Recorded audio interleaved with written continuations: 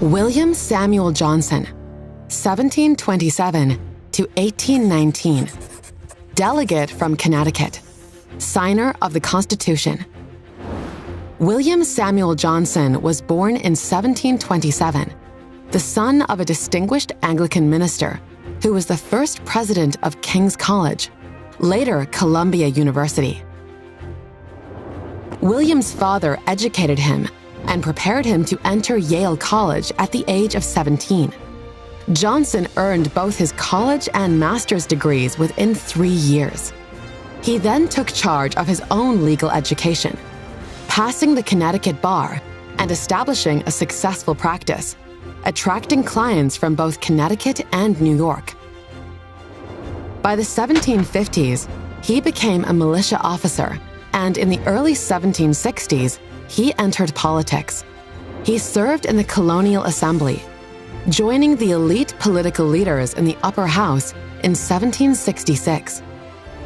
As the tensions between the colonies and Great Britain grew, Johnson's own conflicted loyalties surfaced.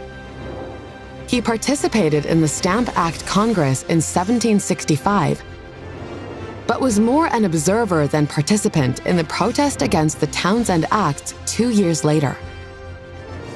Although he thought Britain's new approach to governing the colonies was misguided, he still hesitated to commit to either side. Later, Johnson favored reconciliation with Britain, declining a seat in the First Continental Congress. Even after hostilities began, Johnson still worked unsuccessfully as a peacemaker. Eventually, he was arrested for corresponding with the enemy and accused of being a loyalist, though he was soon released. Johnson returned to public office after the war, and he was one of 3 Connecticut delegates to the Constitutional Convention. Johnson arrived in Philadelphia on June 2nd and did not miss any session that followed. As the convention progressed, Johnson was pleased with the spirit of compromise that overcame the delegates, even with their diversity of views.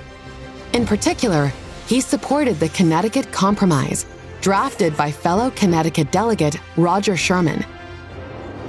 And, though he chaired the Committee of Style, he accepted the dominance of that committee by Gouverneur Morris. Johnson signed the U.S. Constitution on September 17, 1787.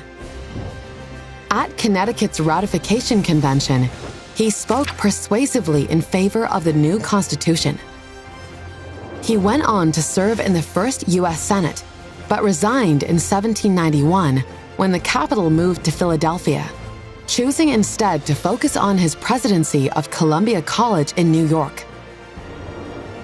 He retired in 1800 and died in 1819, aged 92.